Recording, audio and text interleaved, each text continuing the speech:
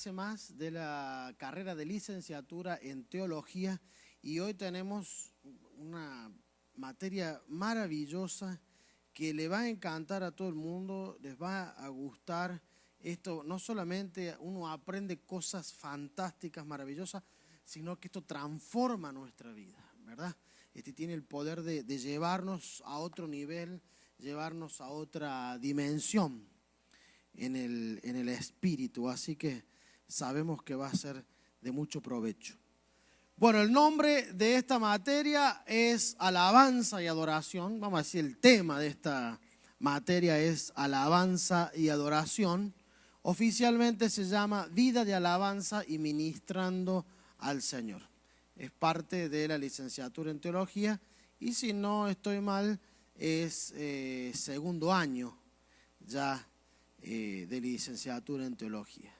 Así que esto va a bendecirnos mucho porque de eso se trata nuestra vida, de que somos adoradores.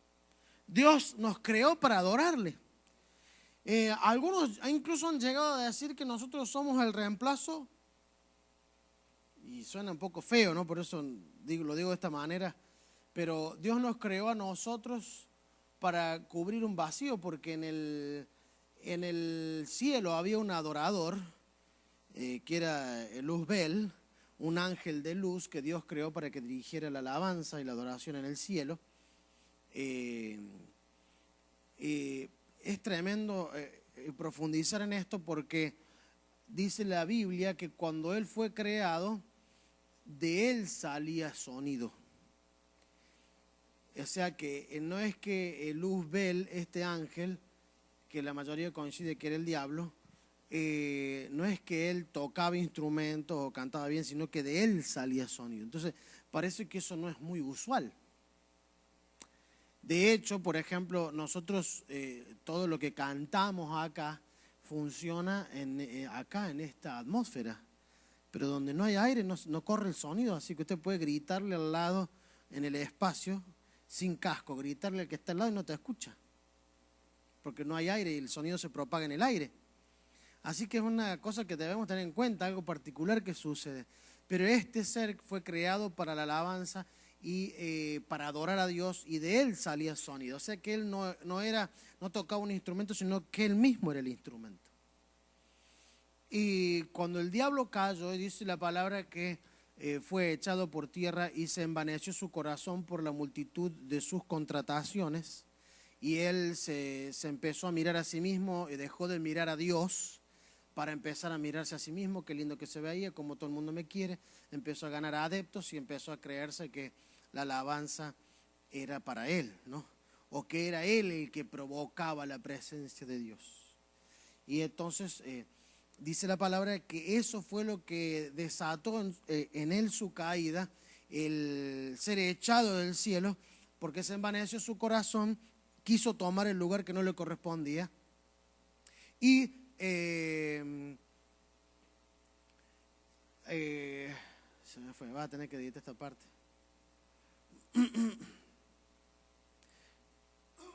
Tranquilos, mientras vuelvo voy a tomar agua. Yo que tengo, sorry.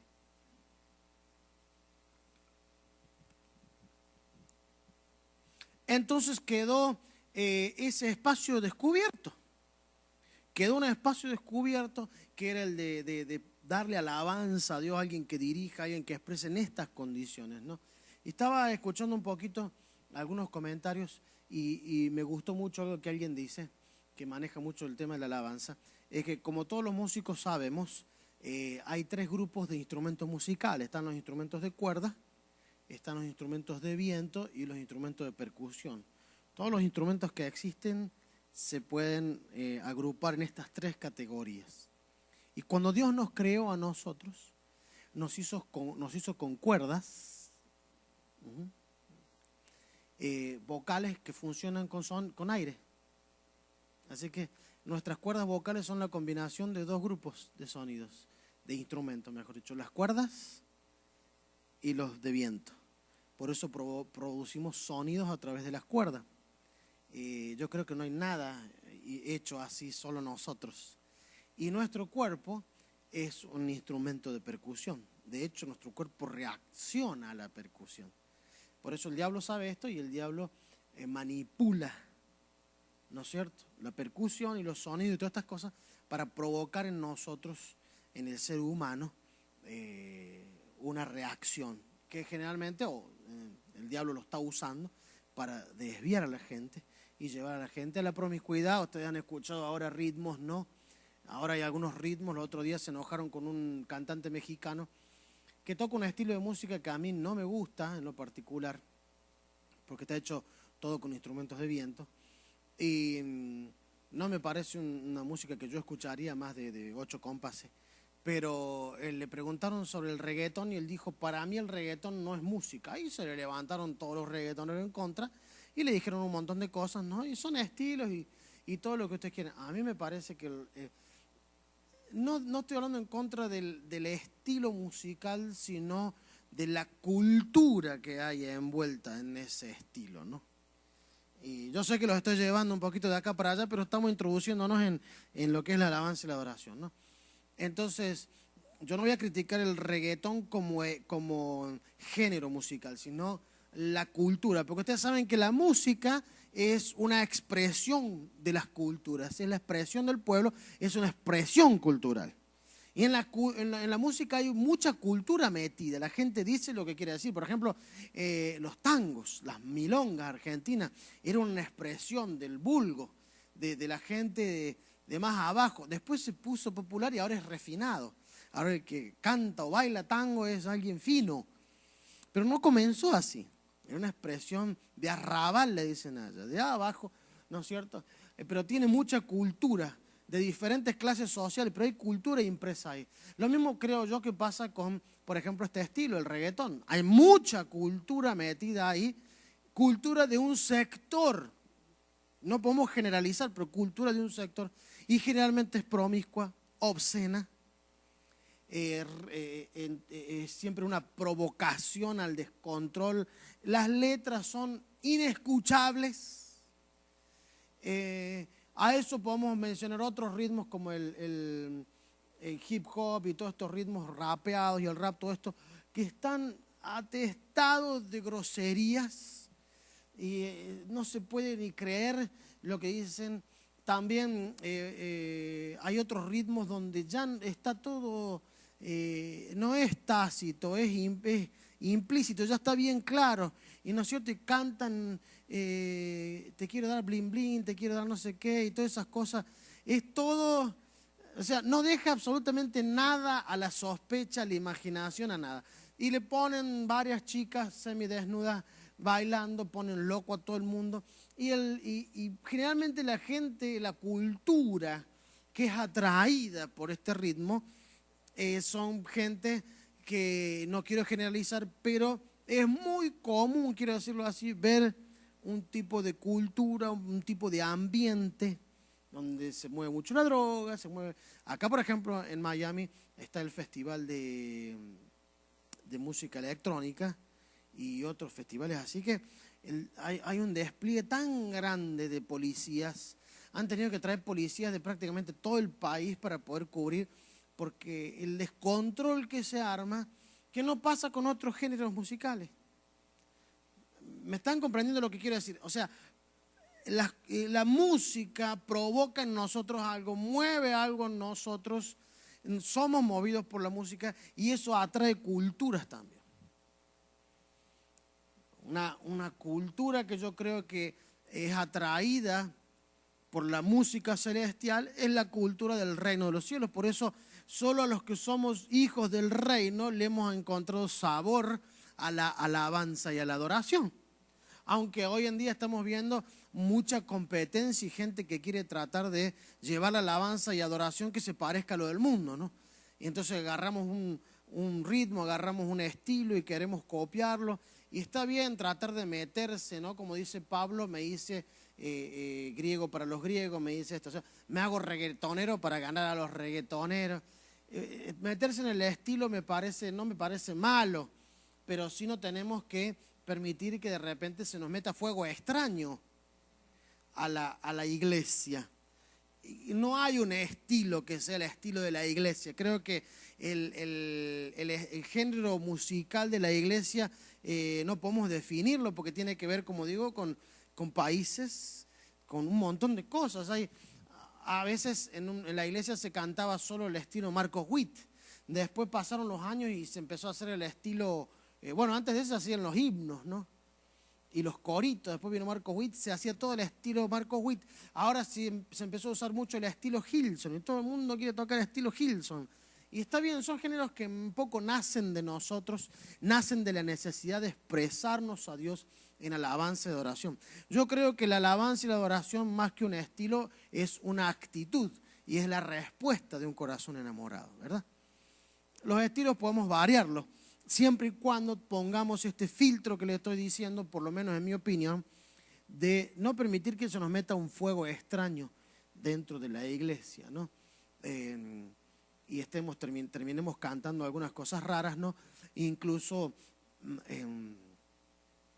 hemos sufrido en cuanto a la alabanza, alguno que otro que se agarre el ritmo el tema de una canción que no es cristiana y le cambia la letra, le pone una letra evangélica, por así decirlo, una letra Reina Valera y pensó que convirtió un tema que fue inspirado, vaya a saber en qué, a veces, ¿no es cierto? Y no estoy criticando que copiemos a veces el estilo, a veces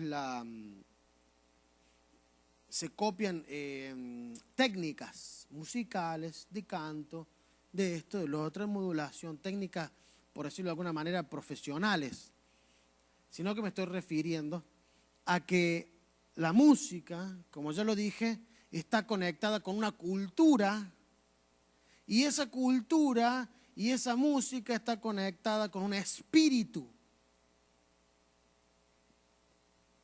Y eso es lo que también se transmite. Canciones que han nacido en la intimidad con Dios transmiten ese espíritu, un espíritu de intimidad. Las canciones que han nacido en devoción, en un amor puro hacia Dios, transmiten eso. ¿Cómo nosotros vamos a copiar de afuera una canción, sacarle y poner una letra cristiana, o sea, meterle a una canción mundana, agarrar la pista y meterle una letra cristiana? Sería, como dijo un pastor amigo que ya está con el Señor, él decía, eso es como alumbrarse con velas del infierno, ¿no? Y está raro, ¿no? Yo sé que uno le puede dar mariachi a su esposa con la canción que compuso otro, pero yo creo que con Dios es diferente porque el Señor dice que está buscando adoradores que le adoren en espíritu y en verdad. Y porque es necesario que esos adoradores le adoren. Y yo siempre lo digo, si el Señor nos dice que Él está buscando, es porque no todos los que adoran califican, o no todos los que adoran están en ese grupo. Y si dice que Él los busca en estas condiciones, que adoren en espíritu y en verdad, quiere decir que hay gente que adora en la carne y en mentira. Porque si todos fueran en espíritu y en verdad, Dios no los estaría buscando. Y si están todos, no. Él los está buscando. Y nos genera un montón de preguntas, ¿no? Hermenéuticamente hablando, ¿para qué los está buscando?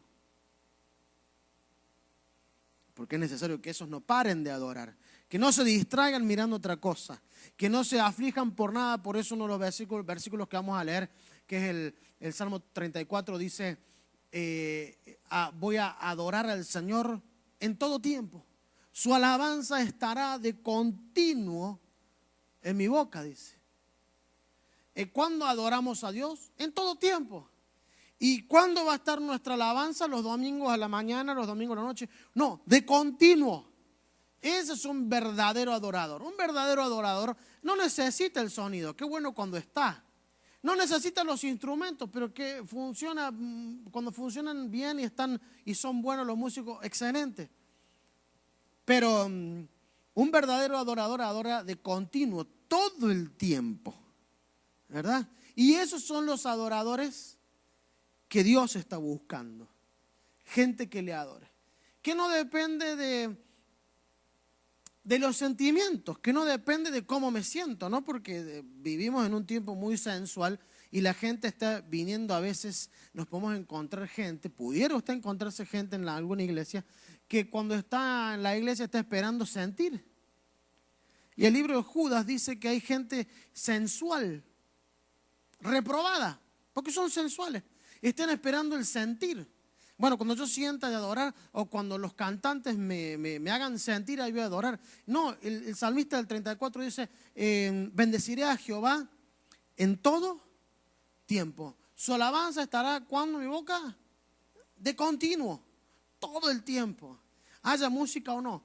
Por eso al principio les estaba diciendo, esto que escuché que me gustó, que Dios nos creó con los 3 grupos de instrumentos musicales. Nosotros somos cuerdas, somos viento y somos ritmo. Nosotros, aunque tocamos instrumentos, nosotros somos un instrumento. Somos el instrumento. No necesitamos nada. Somos el instrumento. Donde sea que nosotros estemos, podemos adorar a Dios. Por eso el salmista dice, su alabanza estará de continuo en mi guitarra, ¿no dice? En mi boca. No dice mi batería, si los equipos andan bien. Yo recuerdo que una vez me tocó vivir una experiencia un poco desagradable. Tenía los músicos un poquito alborotados ese día, más que de costumbre. Fue hace muchísimos años, yo tenía unos 18 años. Y yo estaba con mi guitarra y tenía los músicos y estaban, como dicen por ahí, un poquito desentonando, pero no musicalmente, no eran notas el problema. Los músicos estaban en otra cosa ese día, algo había pasado, no sé, y yo percibiendo eso y luchando con eso, en medio de la alabanza le hice silencio, le dije, hagan silencio, hacemos los músicos así, cállense un poquito, con mucha delicadeza, y terminé cantando yo prácticamente a capela, y no porque estaba yo, pero descendió la presencia de Dios, demostrándonos a todos que somos un instrumento, que podemos prescindir, o sea, nos pueden faltar los instrumentos musicales, puede faltar el sonido, puede fallar todo, pero mientras haya en nosotros aire para sacar un sonido de nuestra boca, va a haber alabanza para Dios, porque Dios nos creó así. ¿Cuántos dicen amén a eso? Dios nos creó así. Se recuerdan que a Luzbel lo hizo un instrumento. Por eso el Señor cuando nos creó un instrumento. Somos un instrumento para la alabanza suya. Le pertenecemos y de nuestra boca siempre sale alabanza. Y mientras nosotros podamos alabar, el Señor va a moverse a nuestro alrededor, porque dice la palabra que Él se mueve en medio de la alabanza de su pueblo. Así que mientras haya sonido en nuestros labios, tenemos todavía la llave para provocar el mover de Dios a nuestro alrededor, y el enemigo lo sabe.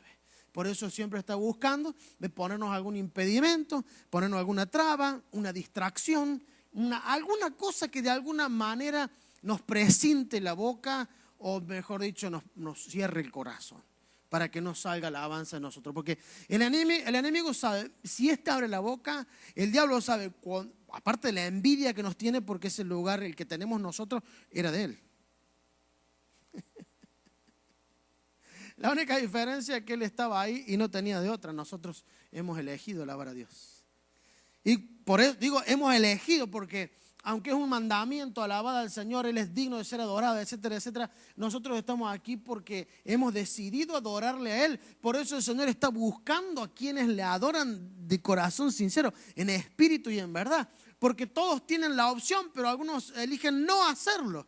Nosotros hemos elegido hacerlo, por eso Él está buscando. Dios está buscando que le adoren en espíritu, ¿verdad? Y necesitamos adorarle y atraemos su presencia. El enemigo sabe, le da envidia, se pone furioso y va a tratar de cualquier manera callarnos la boca, porque el diablo sabe que en el momento que nosotros alabamos, desatamos algo sobrenatural, que es el mover de Dios, y todo el ambiente cambia. Acuérdense ustedes que David, mientras él adoraba, era libre de demonios el rey Saúl.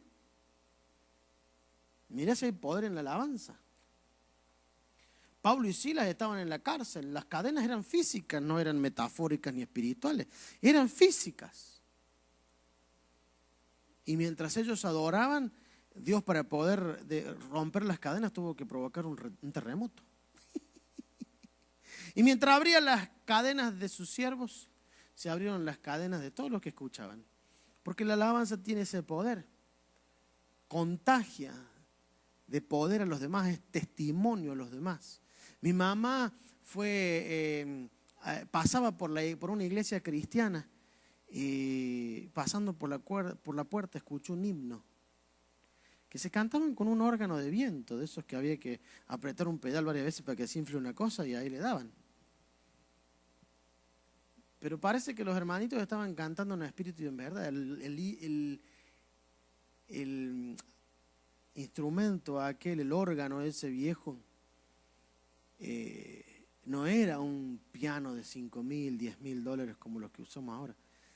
Era rudimentario, pero la gente parece que estaba adorando en espíritu y en verdad.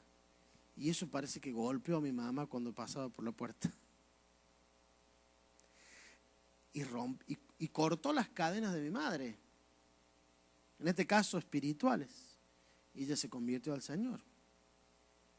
En el caso de Pablo y Silas, cortó las cadenas físicas. Miren si hay poder. 3 ejércitos se levantaron contra Josafat y el Señor les dijo: les voy a dar la victoria alabando. Y entonces, en vez de poner a todos los arqueros, no eran de fútbol, no eran los que lanzaban flechas, a todos los flecheros, a todos los arqueros adelante para que metan flecha, metieron a la banda. Mandaron a los músicos, los cantantes estaban aterrados. Dicen: nosotros sabemos tocar en el escenario y todos nos aplauden, no adelante donde vuelan las flechas. Pero mientras ellos comenzaron a cantar alabanzas, el enemigo entró en confusión, se daban unos contra otros hasta que se mataron hasta el último. El enemigo queda confundido. Los demonios huyen, se rompen las cadenas. Desciende la presencia de Dios. Dice la palabra que cuando los padres de Sansón ofrecían un sacrificio, por el mismo humo del sacrificio, que era también adoración, subía y bajaba el ángel. Cuando nosotros le adoramos, los ángeles suben y bajan por nuestra adoración. Así que el enemigo sabe, en otras palabras, el enemigo común de nuestras almas sabe que necesita sellar nuestra boca, que no hablemos. Porque en el momento en que nosotros comenzamos a adorarle en espíritu y en verdad, se conmueve el ambiente sobrenatural. Y los demonios se van. No hay que andar haciendo exorcismos. Se van los demonios. No vemos nosotros a David echándole aceite a Saúl y agarrándolo 4 ujieres, uno de cada extremidad, y tirándolo al cuartito de liberación y echándole ruda y pegándole con una herradura de 7 clavos en la frente, ni dándole con una ristra de ajo, ¿no es cierto? Ni mostrándole el crucifijo. No vemos nada de eso. Apenas David adoraba, y que no era el arpa, No, era el instrumento, pero no el arpa. Era David, no el arpa.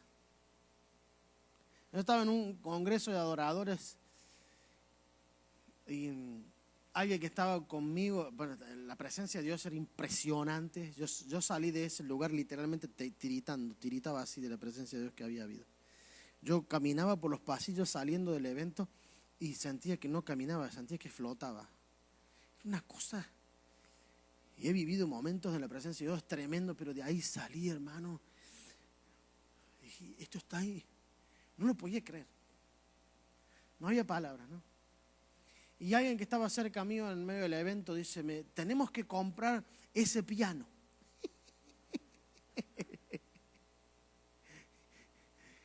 Yo decía: es que no es el piano.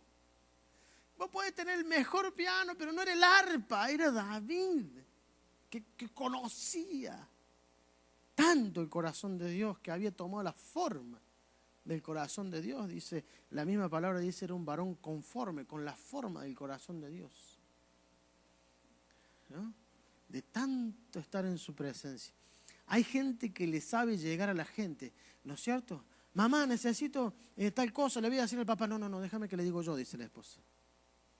Porque yo sé cómo entrarle a tu padre, dicen, ¿no? Yo sé cómo tocar el corazón de tu papá. Vos capaz que lo espanta. Y hay gente que sabe, ¿no? ¿Por qué sabe tanto la esposa? Y porque está con él hace mucho. Todos los días. Al levantarse, al acostarse, todo el tiempo hablo con él, todo el tiempo está hablándole, todo el tiempo pasa con el papá, que la esposa lo conoce, ¿no es cierto? Con el esposo, lo conoce tanto al esposo que sabe cómo entrarle. ¿Se entiende la expresión, no? Y David sabía cómo entrarle, salvando la distancia, cómo entrarle a Dios, ¿no? Cómo tocar su corazón, cómo conmover su corazón. Y por eso Dios lo dejó comer del pan de la propiciación, que era solo para los sacerdotes. Y le dejó hacer cosas que a otros no, porque era un íntimo. A los íntimos vos les permitís algunos lujos o privilegios, que significa previo a las leyes. O sea, vos les permitís saltar las reglas a los íntimos, en otras palabras. ¿Sí o no? En estos días yo me había comprado un jugo que a mí me gusta mucho, no lo tenía en un néctar en la nevera, ahí es mío. Entonces alguien me vio que yo fui y tomé de la botella. Y yo le he dicho a todo el mundo, sabe, en mi casa está prohibido tomar de la botella. Pero yo tomé de mi botella. Y me dijo, ¿por qué tomar la botella? Porque es mía, esta se supone que de acá no tiene que tomar nadie. Así que se peinan si ustedes no van, ¿viste? ¿Cuál es el problema? ¿No es cierto? Y entonces, en un momento estábamos saliendo y yo estoy con la bebé y en brazos, con mi niña de 1 año, entonces corriendo abro la nevera y me pongo un trago de la botella de mi jugo preferido y la bebé me pide. Entonces le doy a ella. Y ella tomó. Y hubo un problema en la casa porque, claro, ¿no es cierto? ¿Por qué la bebé sí? Es porque somos íntimos. ¿No es cierto? Es un privilegio. Le permito a ella, previo a las leyes, o sea, le permito a ella, a la bebé, saltar las reglas. Pero es decisión mía. No de los demás. Por eso Dios le permite a David comer del pan de la propiciación. Porque es decisión de Dios, no de los demás. ¿Por qué? Por la intimidad. Por la intimidad. Y eso trae muchas cosas. Desciende la presencia de Dios. Cuando desciende la gloria de Dios, la presencia de Dios, con Él traen muchas cosas. Acuérdense que cada vez que viene la presencia de Dios, trae la moral de Dios. Trae las riquezas. Por eso David perseguía el arca, porque ahí se manifestaba el Shekinah de Jehová. Y había también, entre otras cosas, algo no tan importante, pero a veces muy buscado, las riquezas. Por eso un verdadero adorador nunca le va a faltar nada.